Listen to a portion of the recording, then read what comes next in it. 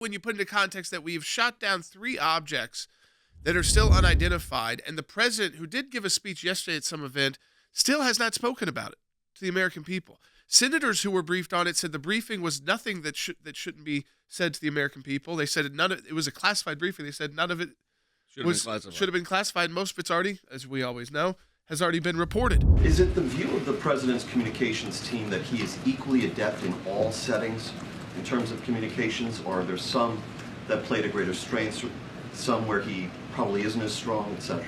I will tell you this, the president is the best communicator that we have in the White House. If he is, then don't have John Kirby and Jake Sullivan and Karine Jean-Pierre and Lloyd Austin, who can't talk to get the Chinese to answer his phone, be the ones talking, or that general from NORAD. There's communication issues which affect national policy, which affect our global relations. As you said, you got the Chinese Minister of Defense, is what they're called. We call it Secretary of Defense, will not take the call of our Secretary of Defense. By the way, that's an unbelievably dangerous. As lawyers that have worked with cabinet secretaries, and Andy just came in the studio here, the idea that a Secretary of Defense from the United States cannot get a call through to the Secretary of Defense of China shows how low the prestige of the United States has fallen. Think about it. The Secretary of State or the Secretary of Defense or some high-ranking cabinet official of the United States calls a foreign country, and they will not take the phone call. What does that tell you about where our prestige has fallen and the danger that poses? There's not enough fear in what the United States might do that would require the call to be accepted.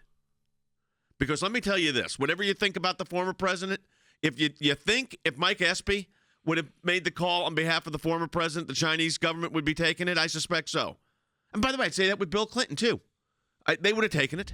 This is putting America in a terrible position. It is showing the pusillanimity, which means the weakness of the United States in the face of these kinds of things. This was not what we had before, folks. It's just not. And I think it's a terrible situation to put this country and its people into, where our highest officials are shunned and rebuffed and not taken seriously by any country in the world, because they know, don't worry, the United States is not going to do anything. We can push them around. None of this makes sense.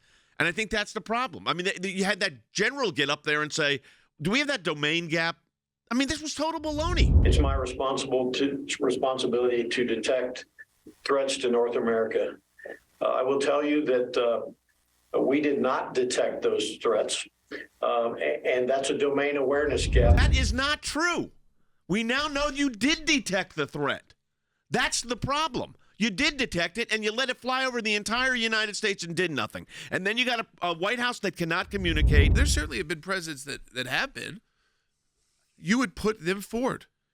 You would put them forward to speak about these issues, even if he didn't know all the facts yet, even if they hadn't determined everything yet, he would speak out so that we at least could comfort the American people about our own national security.